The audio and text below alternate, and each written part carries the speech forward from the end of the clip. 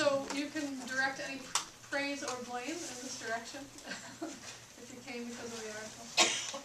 Brian has a connection here too. Yep, I'm Brian Foreman. I'm the pastor of Cornerstone Community Church, and we meet here on Sunday mornings in the Lincoln Theater. So we're here every week for church on Sunday mornings, and have been since. Where's Connie? When has it been? I think you guys opened in October of what year was that, Barry? 07. Okay, so we started meeting here in March of 08. So we've been here 3 years now. So. Yeah. And Brian and I were talking beforehand about what kind of format this event might benefit by. I don't think we're here to lecture or to throw out answers. We're more interested in what the questions are. And I'm really confused because I thought we were talking about Captain America tonight, so I'm just totally lost. Let's start with some easy questions. How many people saw the movie tonight for the first time? Ah, okay. Now, what questions did you have as you came out tonight, especially if it was your first time? And we thought maybe to start with the practical questions, just like, if you had any logistics or just sort of the simple, what happened then, and did I catch that right, and maybe just to start with that. What was the message? That's an easy one. Yeah. Other than he was a strict father. Yeah. So what was the message? That's a great question. I bet you that, how many people are here tonight? Maybe 40, so maybe there are 40 answers. I think we're going to get around to that. We'll just capture that for now and see what comes of it. One thing I didn't remember exactly how it was stated, but in the very beginning of the film, it talked about nature versus grace. Do you remember the quote? Because I didn't quite hear it all. But that certainly is. Since this was my second time, I took some notes, and it was very insightful to see it for the second time and to get that. It starts with the quote from Job, and then the quote that you're talking about. It says there are two ways through life: the way of nature and the way of grace. And then it described that a little bit, and nature was about, basically, this is my paraphrase, but I didn't get all that, but grabbing and taking charge and getting what you wanted out of life, not caring about others, very much survival of the fittest, that kind of deal. Whereas the way of grace, grace doesn't try to please itself. It cares about others, always loves, that kind of thing. So that was the key contrast that it set up at the beginning, was the way of nature and the way of grace. And how does that fit with Job? How does that fit with Job? Well, how many of you, can anybody give me a summary of the story of Job? What happened to Job? Does anybody know that story? Anyone? Okay, I see a hand way back in the back. Well, he was a really faithful servant of God, and basically it starts, I think, with God and Satan having this discussion about Satan saying, let me at him, and God being like, no, and ultimately God being like, fine, but don't touch a hair on his head. Mm-hmm. And so basically it's a narrative where Job has lost absolutely everything. He's being stripped bare. And he's discussing with, I think, 3 wise brothers or friends about how he has done all of these things and has been faithful to God, and he doesn't understand why this is happening to him. But ultimately, it wouldn't really make sense for him to be punished, given that he's done all of these things. But the lesson seems to be, God is so all-powerful that actually, he has absolutely every right to do this. And the story ends with Job's faithfulness being honored by God giving him, I think, 6 times as much as he had to begin with. Mm-hmm. Excellent. Very good. Yeah. The quote from in Job that it starts out with, I might have a slightly different translation from what we saw on screen, but you're exactly right. Job loses everything, and he's suffering, and his friends are trying to discuss with him why this must have happened. They try to convince him that he has some secret sin that he needs to confess, and he says, no, I've been righteous, I haven't done anything wrong. And he begins to get angry at God. You know, why have I kept on the right path, and yet I'm still suffering? Which you see that question. You can see how that ties into the movie. But the quote at the beginning was actually from God's answer to Job at the end, because he's demanding basically his day in court. He's saying, I want God to answer for what he's done to me. Why has he treated me so poorly when I have done everything right? And part of God's answer is were you there when I laid the foundations of the earth? Tell me if you have understanding. Who determined its measurements? Surely you know. Who stretched out the line, or on what were its foundations fastened? When the morning stars sang together and all the sons of God shouted for joy. So basically God's answer is like, I'm sorry, what was your name? Cindy, so. Cindy, so, I'm not going to get that on the first try, sorry, but she did very, very well, because that is God's answer, is that there's a wisdom that you can't understand, and because I'm God, I have the right to do what I want, and that's not necessarily a satisfying answer to Job or to us, but it is the answer that is recorded there. And I think that's also why you saw a lot of the imagery of creation in there, and that's all tied into, I mean, he was giving us a clue right at the beginning. This is the answer that Job was provided, and somehow that's supposed to be part of the answer for us as well.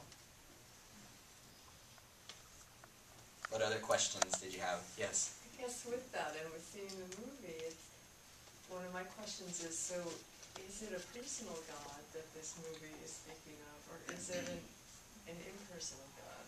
Mm-hmm. You know? All these individuals are speaking to God and saying,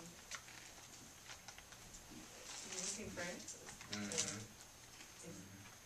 Is it a personal God? Yeah. Well, I know what my answer to that Yeah. is. I don't know necessarily what was intended there. I think one of the contrasts that I thought was so beautiful, and it's part of the mystery of life, is here you have all these majestic pictures of creation and just the immenseness of the universe, and then you contrast that to that little baby being born, and that, you know, there's such seeming randomness and disorder and cruelty to the universe, and yet there's something within us that says that every life is precious and there's a value to life, and we feel that contrast, and I think he was trying to make us feel that contrast as well. I'd like to take Val's question and bat it right back out to the group and find out what different people's experience in the movie was relative to that question. Anybody? The question of whether God is personal or impersonal? Yeah, you said, you know, I know what my answer is, and maybe there's some other perspectives or thoughts.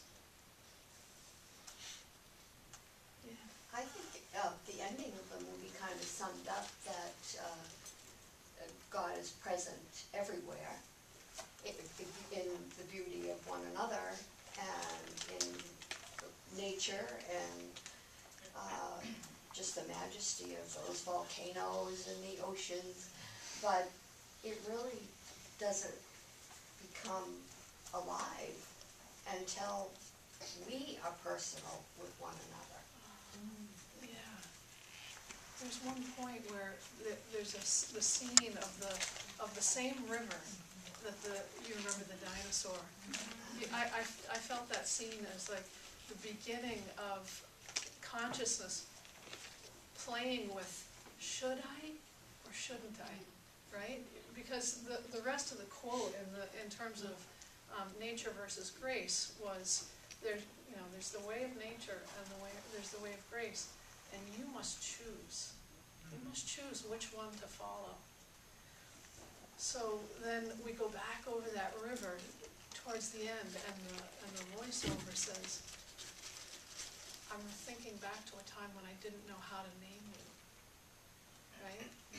And my mind just jumped back to that dinosaur scene there. You know, not conscious enough to verbalize in language, but still, just the beginning of what does it feel like to go into the nature, into the, you know, crush his skull. And what does it feel like when I take my paw away and just keep walking? What do I, you know, what happens? What's that like? Margaret, you were saying that you had either study, I forget exactly how you put it, Zen Buddhism, or there was it's in the lineage of teaching that I come through, yeah. How does that tradition answer that question of whether there's a personal God, whether God is personal or impersonal, or does it even matter? It's mostly considered an irrelevant question, and the real thing is to dive in yourself and to get a sense of what this is about. And the general understanding is that language, attempting to convey it in language or to place a word or a label, really just falls short. And it's fine to do so, and you know, there will be images and labels and things because we're human, and it's like the best we've got, but it's you know, unsatisfying to use your word. Who else? Anyone else? What other questions? Yeah.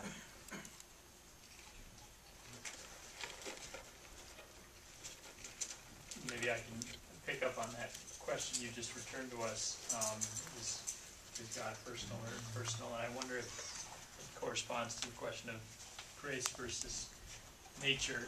If God manifests in a kind of peace or grace in the experience of a human life, you see distinctly between different characters the father seeming to lack the connection to God, or maybe the presence of grace, you know, battling in this tough world where he seems in a way disconnected with himself, or that there's a battle within him and a constant tension. And so it seems like he is sort of at the whim of nature, or somehow without that sense or that connection, whereas the mother seems ever at peace somehow and imbued with love. So I wonder if one could oversimplify and say that the father represents more the nature position, the mother grace position, and it seems, not that I know what God looks like, but of the various characters on display, it seems like the mother is closer to God, or personal connection. Yeah, I definitely saw that where, you know, he sets it up, way of nature, way of grace, and very clearly the mother is the personification of the way of grace, and the father is the personification of the way of nature. But just like you said, I thought it was interesting that even in the father, you see that internal struggle that he has. He wants to be loving, he wants to be loved, but at the same time, there's a edge to him, a cruelness as well. Yeah, and then the voice of it comes out, I think, in the son. You know, when he's struggling and going through the same thing that he's seen and, you know, had patterned for him. And so you hear him say at one point, I can't do what I want to do. So I know what I want, and I can't do it. By nature, I can, it's like he's watching himself blow it. And he watches himself steal the slip, and then, you know, the agony of what to do with that damn slip, and one boat going by, and you know, busted, and he gets rid of the slip. I see his dad having that same struggle, because he only seemed to be at peace when he was doing his music, which to me was as close to his true nature as trying to make it in the big world and get the house and, you know, train those 3 boys. I picked up on that script, on the quote that you just mentioned, immediately the first time I saw it, because it's almost a direct quote from the Apostle Paul in Romans. It's Romans 7:19 says, "For the good I will to do, I do not do, but the evil I will not to do, that I practice." That's kind of a wooden translation, but it's that almost to a T. He's saying there's a struggle within me, and this is the struggle that we all have, and the way that the Apostle Paul talks about it in there is not so much nature versus grace, but law versus grace. There's an inner law that I want to obey, but I can't, and I need something to rescue me. And in fact, that's what the main character says. He says something along the lines of, how do I get out of this path that I'm on?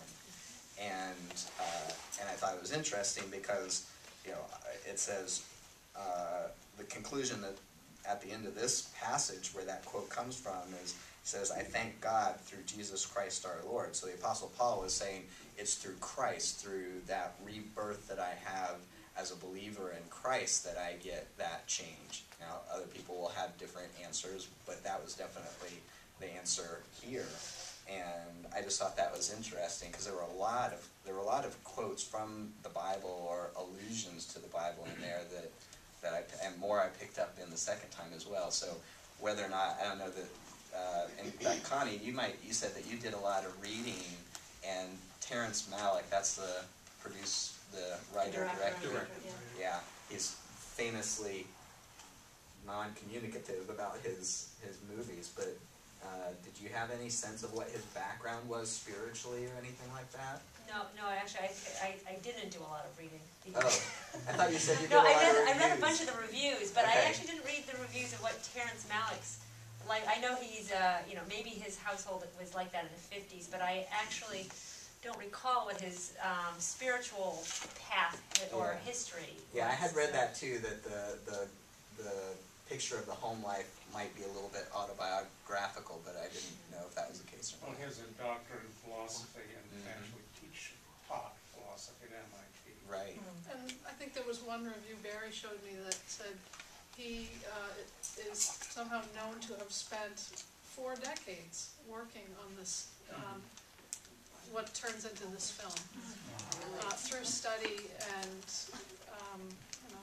contemplation, trying to understand what he wanted to understand out of life and then portray it. Right, well, the last scenes, the surreal scenes of people meeting and crossing paths, the undercurrent of the music was a requiem. So there's sort of like, are they in a world, another world, an ether world, or is this memory and loss, a finding and losing, overarched by, I think it's Berlioz's Requiem. And so they're really talking, and the music is talking death. And the scene is an enigma of life, as I see it. And that's how it is that way. So it's to me, the film is the dissonance between grace and nature. And the father represents that conflict, the older son represents that conflict of wanting to love his father and being the same as his father, and yet wanting to destroy his father. When he walked by the car, that's what he was thinking about doing. But at the end, you could see, that's what's great about the film, is the ability of the cinematographers to capture moments where one can see what's going on in minds and thinking, like the sexual stuff with the mother. I mean, you could see that with that kid. You didn't have to say anything. And that's simply, when we connect with people, we connect a lot of times non-verbally. We really are. Yeah. But I think that's, the whole film poses a question. It's a question that every man or woman asks. Why am I here? The unexamined life is not worth living, as Socrates reported it to us at. So this is an examination, to me, of the conflict that all of us have in our search for meaning. And somebody might talk about a personal God or a maker or a beginning, whatever it is, and is there an end or is there infinity? All those things we're all going through, and this film sort of captures that. Now, can I ask you a question? You talked about the scene at the end with the passing and the meeting, and that's actually not quite the end of the film. We come back to Right, the old, the adult son. right, we do. Down the elevator and out the building. Well, that's part of the thing with, this, And you know, then one more scene after that too. well, for me, The cosmos. right, well, it's the end, okay, it is a summary. I'm talking about the contrast, it's that conflict of nature and grace in the music that's being played, and this surreal, event that's going on, trying to capture that conflict Sure. between life and death, memory and loss, and the present and the past. And we're all trying to lay a chronology on top of this. And in the present, there is no chronology. We are creating chronology. That's part of the tension of the film, I think, is the fact that we're trying to make sense in a linear form of what's going on. Yeah. And you can't do it. And those people who are actually living, all of us live in glances and memories constantly. We're looking, and there's a memory, something triggers something. And that film, I think, sort of captured that and created a tension, the same tension that might have been in the actors themselves, or the people in their own lives. He was able to do by patch quilting things and referencing things. Tell me your name. Tom. Tom, you were mentioning the idea that there was that conflict going on. I'm wondering if you or others, do you think that the conflict was resolved? Every movie basically has conflict and resolution. To what degree was there resolution in this film? Anyone? Yes? I thought one resolution was when she said, "I give you my son." Mm-hmm. That pain and struggle that she lived with when he died, and that something was released in herself for her. Yeah, I thought it was interesting because that's obviously, of course, towards the end of the film, they have that beach scene that Tom was talking about where there's reunions going on. There's reunion and reconciliation. You can see that the conflict and the hurt and pain, a lot of that was able to be washed away during that time. And then, okay, I lost my train of thought. What was it you just pointed out? When she says, Oh yeah, the release, that she gets him back, and then she turns around and releases him in some form or fashion. He's walking out on that sand on his own. He walks out the door, and that's when that release. So I thought that was interesting. I'm not sure what it means, but it was interesting that she gets him back and then releases him. I think it's Yes. also the final stage of grief. It doesn't mean she's not without pain, far Right. from it, but that she finally has reached that stage of grieving, acceptance. Yeah. And I'm sorry. Oh, I'm sorry. Go ahead. Well, I'm not a Christian, but to me, it was also sort of symbolic of the Father giving His Son to the world. Right. But I'm also, I guess I have one other comment. I don't like to hear nature being denigrated so much, like good and evil, grace of nature. I mean, nature's magnificent, no matter what your religious or spiritual beliefs are. Yeah, and I agree with you. That was one of the things that caused dissonance in me also, because as a Christian, I look at creation as a crowning achievement of God. It reflects His goodness. Now there's brokenness in the world that, from my worldview, is because of sin entering into the world. And so things are not as they were intended to be, and that's why we have evil and conflict and that dissonance. But God is the God of creation, of nature, and so there is great beauty. So that caused a little dissonance in me. It's not grace is good, nature is evil. Nature is good also. There's evil and good, but I wouldn't equate nature with evil. Yeah, and I have a slightly different spin on that, which I want to respond to you on. And I think when we have this word nature in this film, it's not necessarily so broadly understanding, like a grass, blade of grass grows or a tree grows. In contrast to this idea of grace, it's really just the kind of patterned way that gets perpetuated and handed through, which in some cases is absolutely beautiful, like the blade of grass growing. But I walk out of this movie asking myself, where did the father, where did it come from that he had such difficulty, such strain, and such pain? Where did that come from? You can see it getting sort of handed to the son. And why that son out of the three? Why does one pick it up more than the other? And so I think the idea of nature in contrast to Greece is more this idea of we're trained into, and what do we do with that? Can we notice that is what's happened, and then can we actually make a new choice? So not to denigrate nature, because I feel like maybe it's my speech that left you with that impression, and I think it's very specifically pointed to this one idea rather than the whole of creation, which is portrayed so beautifully in the imagery in the film. I had another comment back there. Yeah, I thought it was just important to note that I think the movie, what we see is really just a long meditation from Sean Penn's character. Like, we open them, there are a couple scenes where he lights the candle and where he's very clearly grieving the loss of his brother, so it's probably the anniversary of his brother's death, and he's going through this day thinking about asking why do bad things happen to people, and he's answering these questions with this life of what he's learned. He contemplates the beginning of the universe, what happens when we die.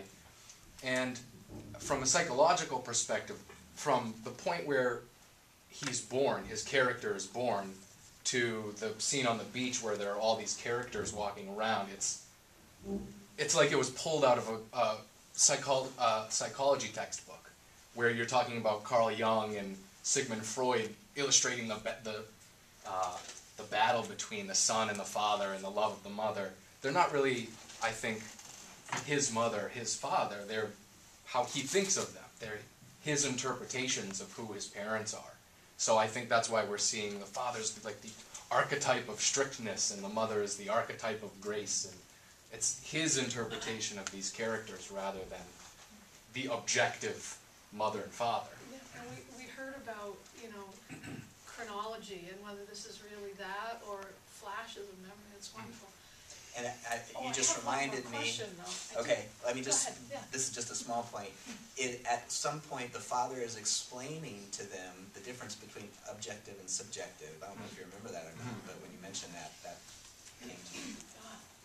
Yeah. So this framework that you put around the movie, this meditation of the character, I feel that too. And then I want to ask you, what's the greatest context? What's the beginning and the end? And what's the greatest context? Whose meditation is this actually? Well, it's the life that's flowing from the beginning to the end of the movie, from the start of the universe to the end of the universe. I mean, he is the embodiment of the universe while he's, we're getting pretty esoteric here, but I think that's the message. Like, you're going from the creation of the universe to him like that symbolic swimming out of the bedroom, the womb, into life. And that continues all the way to he returns back to the water at the beach, and that's it. Like, that's the universe. Just this one string of life. Right. And then, ending with the... Right. So I might actually be able to say something about why I find this movie so fantastically important, which is, I think about movies, the best movies, as a chance to come in and basically plug your consciousness into a huge experience that it would take you a lifetime to get. So here we have, or here at least I have, plugged my consciousness into a meditation of and I won't name a name. I'll let you name your own name, but yes, that. Whoa, okay.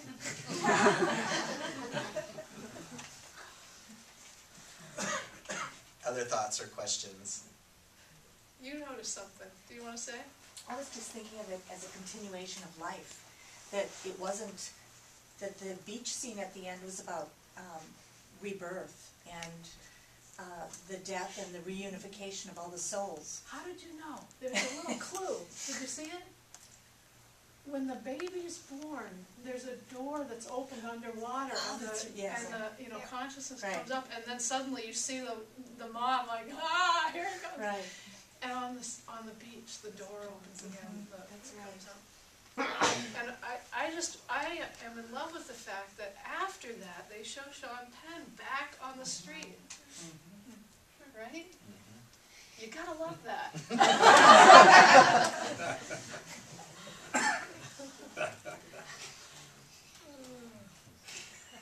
What else? What did you hate? What are you confused by?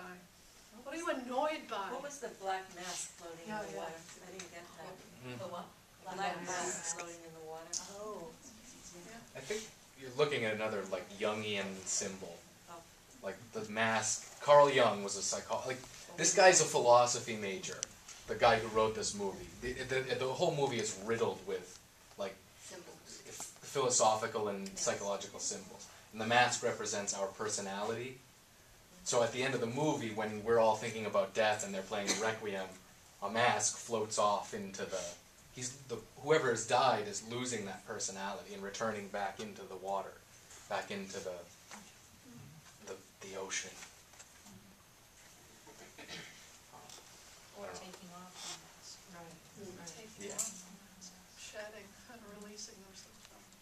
One thing that hit me pretty profoundly there, and I don't remember the scene exactly, but it focused in on a mother's grief, intense grief at losing her son, and then it jumped right to these scenes of the magnificence of the power of nature and creation, and both beauty and magnificence. And at one point you're thinking each life has such value to our sphere of existence, and then there's that whole bigger universe out there that is doing its thing, and we are these little pieces of that huge, magnificent universe, grieving like it's the end of all existence, and then there's this whole other powerful thing going on, and it just showed those two things right together. It's like, whoa, it just hit me very, very strongly at that point, how our world that we live in our day-to-day world, is so significant and important as it is, but yet there's a whole other thing going on. So, Brian talked about that earlier. I feel like it's just a different way to say there's a very large situation here, and we feel it so personally, loss. There's huge violence in the creation and dissipation of planets and galaxies, and yet we're consciously able to feel the violence of that, the loss of that, the grief of that, as we live out this life that we're in.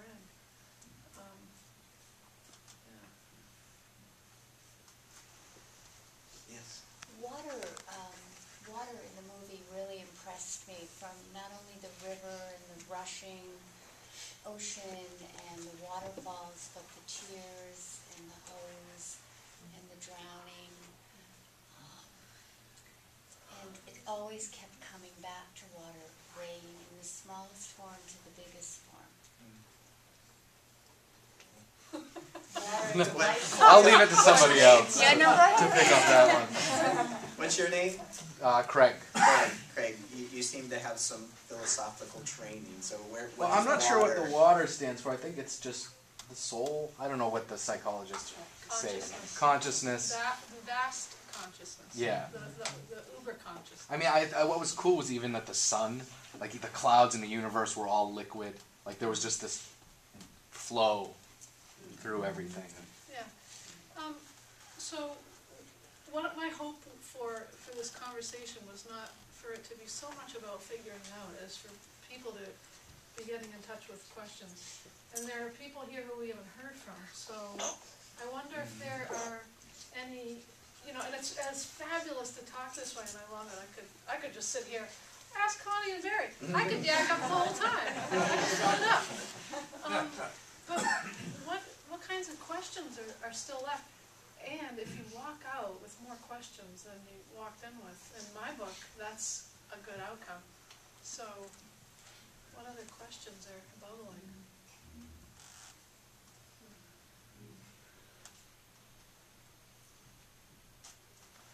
Is this the time we throw out the question about the Darwin theory? What's your question? We discuss it. We're talking about water. Yeah. I'm not a Christian either, particularly. Yeah. I'm like more of an atheist, I guess you'd say. So I have a different feeling of the God thing. I mean, just being quite open with the thing, which is nothing either way, okay? But I just, I thought that movie was,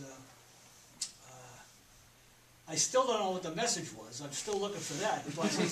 But it's, I walked away from that thinking, okay, they were talking about water. They're talking about a lot of water. I mean, there's water all over the place, everywhere in the movie. And with the dinosaurs and with the, and I'm thinking along those lines, which is, of course, the Darwin approach on the thing. And I know that's not the most popular belief in the world, but, you know, a lot of people believe in it.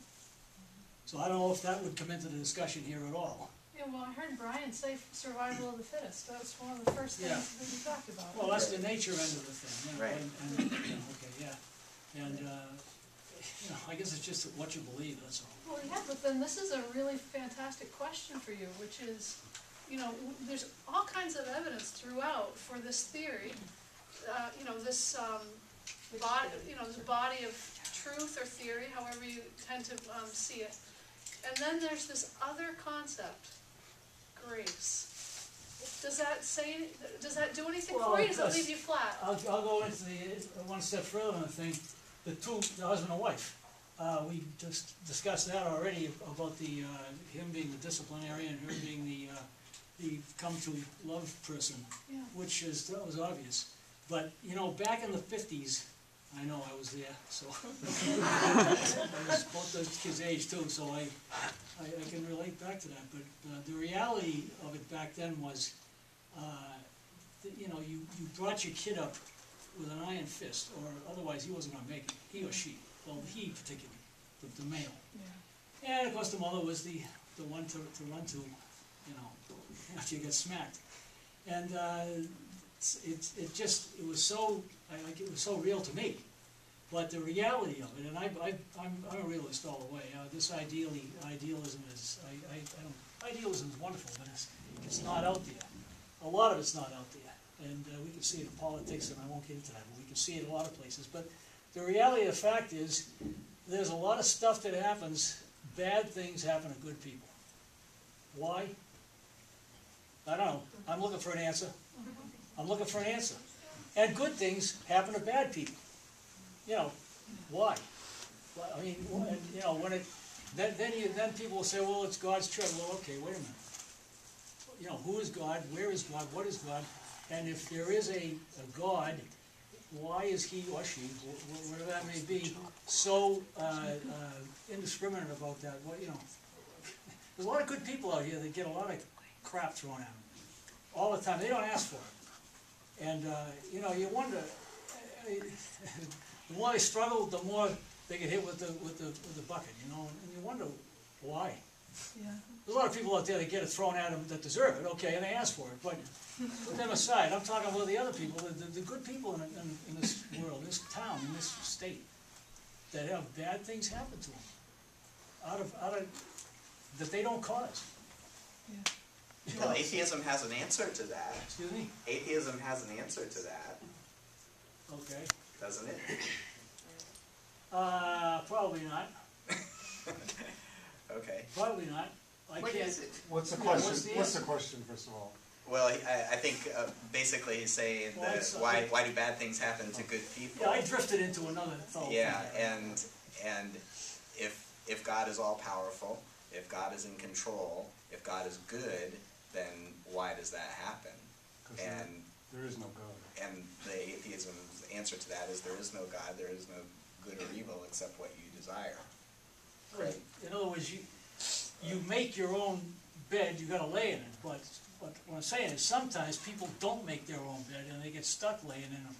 Yeah, what you're appealing to is justice. There should be justice, right? I mean, justice is good things should happen to good who people, runs and bad things. Well, right. Who runs justice? I think the whole Job quote answered that question. Excuse me? You know, at the beginning when it had the quote from Job, like, where were you when I created the universe? And then it went into this, like, mind-blowing glory of the universe thing.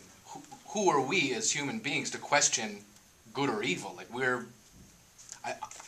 it might mean that God is indifferent or that we are not as important as we think we are. But I think that's kind of putting us in our place to maybe not. Bad things happen because bad things happen, and that's just it. Who are you to ask questions? Like you would. I'm going to ask you one other question. You can maybe just take it with you. Have you ever had an event that you would have labeled bad if you had, sort of seen it ahead of time, and going through it, or maybe even looking back on it, you realized this was one of the best things that ever happened to me. How strange. Well, wait a minute, now that's a long question too. If I ever had something happen to me bad. Well, you would have labeled it bad if you had predicted or seen it happening to someone else. Okay. And then as you went through it, or maybe in hindsight, you looked back and said, that was exactly what I needed, or thank God that happened to me. Or thank somebody. Right? Like, wow, I never predicted that was. Oh, I think you're getting reminded of one right now, maybe. I don't know. That's a good question. No, I have to. I'm going to take that with me. This gets tricky to even be trying to decide for everybody what is, good and bad, and what's valuable, harmful. It gets tricky, and there's certainly some clear answers about this, but it's not always what you think. Maybe you can check into it. Yeah. You had a comment? Well, maybe it's also a question. We talked about the water, and I remember the water as well, but the film's called Tree of Life. And my reflection on maybe some of the same issue of, if you look at A World Without God, and you still find the movie quite appealing, for me there's a potential real loneliness, but also a strength. If we are earthbound, we can put roots down and we can branch up, but this bigger consciousness or the meditation stuff, we have to grasp it with our leaves or our roots. So the question for me is, why did it call it Tree of Life? And is it lonely, or is it, it's all we've got? So that's, I guess, one of my, you can't move from being an individual or a human. That cosmos is not available to us. Actually, the sky isn't even quite available to us. So I don't know, that was my question. I walked out with that question tonight. Why is this called the Tree of Life? Why is that called the Tree of Life? I love that idea. Did anybody else have a thought or more of a question about that? Is there a hand here? No? Or a comment? If I could follow up on my atheist friend over there. Yes. Yeah, there's this myth, I think, that suggests that it's about what you believe. It's not about what you believe. Darwinism is a fact, and unfortunately we still create a controversy about it. But there's no controversy in the scientific community about it. It's done. It's finished. Yeah. The argument is over. So I don't want people leaving thinking that there's a controversy. There is no controversy. I like to